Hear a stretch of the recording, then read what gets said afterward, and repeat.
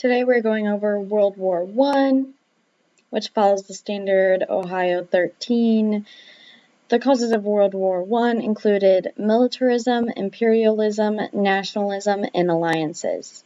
And this is by me, Sabrina Vaneybush. We are going to go over the causes, the turning point, timeline, and alliances, and how all of these affected World War I. Reviewing the basics, key players in Maine, which Maine is the main causes of World War I.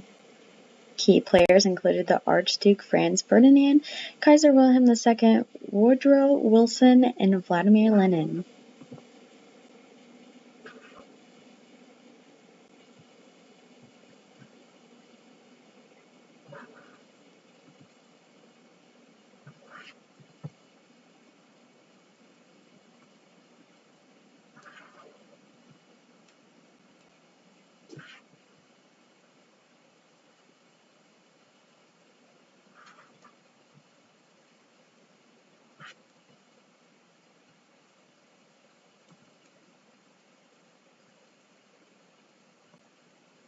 Next, Maine. Maine included militarism, alliances, imperialism, and nationalism. Militarism, a policy of aggressive military. Next, alliances, a bond between one or more parties. Imperialism, a policy of extending the power and the dominion of a nation, especially by direct territorial acquisitions or by gaining control over the political or economic life of other areas. And last but not least, nationalism, devotion and loyalty to a nation, which we'll see how nationalism soon had a play in World War I. The turning point. The assassination of Archduke Franz Ferdinand sparked a war to outbreak. This was an attempt made by a nationalist to end the Austro-Hungarian rule over Bosnia.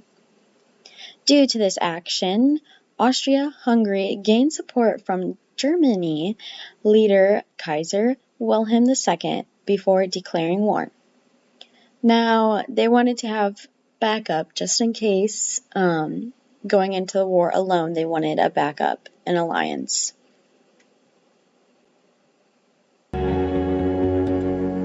Sure, most would say World War I started with a gunshot.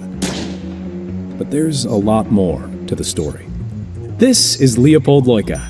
He was born on September 17, 1886, in the old Bohemian village of Telsch. Originally a horse wrangler, Leopold moved on to real horsepower when he became Archduke Franz Ferdinand's chauffeur in 1909.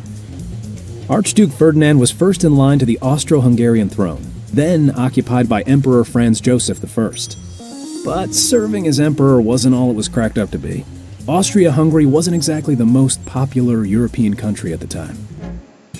1908, the Austro-Hungarian Empire annexes Bosnia. This ticks off Bosnian nationalists, who wanted to unify all southern Slavic countries under one government. Tensions are still high in 1914 when Archduke Ferdinand decides to visit Bosnia. If there were any place where Ferdinand were to get got, Sarajevo, Bosnia's capital, would be it. Despite this, Ferdinand decides to drive around Sarajevo with the top down in his limousine. Leopold Loika is driving when, out of the corner of his eye, he spots a small bomb hurtling towards the Archduke and his wife. He slams on the gas and the bomb misses its target.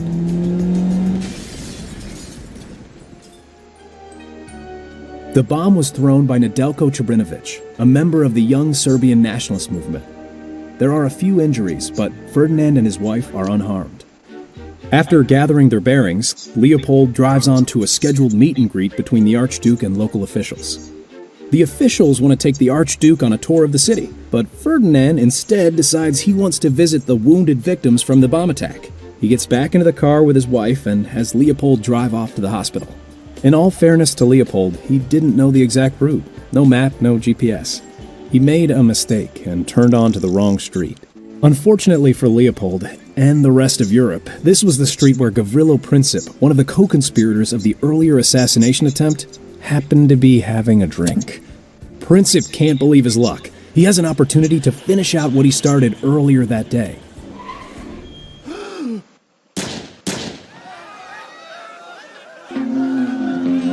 As the crowd tries to subdue Princip, the Archduke and his wife are left bleeding in the car. One bullet struck the Archduke in the neck, the other his wife in the stomach. Both die within the hour. In response to the assassination of the heir to its crown, Austria-Hungary seeks support from Germany.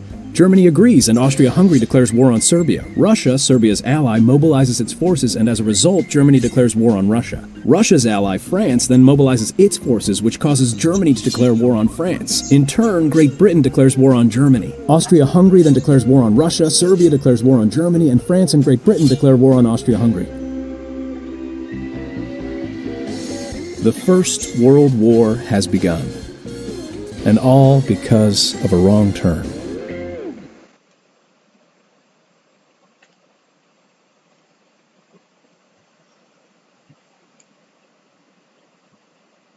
Now let's look at the timeline.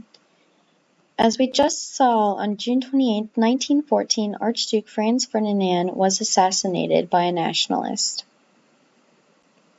Next, on July 28, 1914, World War I begins as Austria-Hungary declares war on Serbia. Then the first battle was fought between September 6th through 9th in 1914.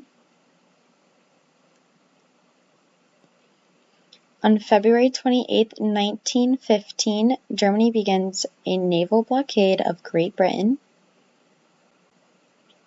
Then, on May 23, 1950, we see Italy declares war on Austria-Hungary, entering the war. Then, on April 6, 1917, we see now the United States enters the war by declaring war on Germany. Then it finally ends of November 1919 after the treaty was signed. Now, how did alliances come into play? The different alliances formed allowed nations to fight with strength and backup. Now, we'll see a chart here looking at the different alliances or aid presented in the war. We first see Italy, Austria, Hungary, and Germany forming the Triple Alliance, while on the other hand, Russia, France, and Great Britain form the Triple Entente. And then, of course, we still see Serbia and Bulgaria in the Ottoman Empire. As we can see, the yellow is aid to different countries.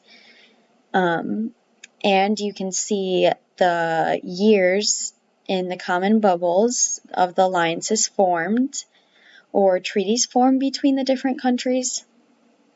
And these alliances caused the war to have the outcome it did.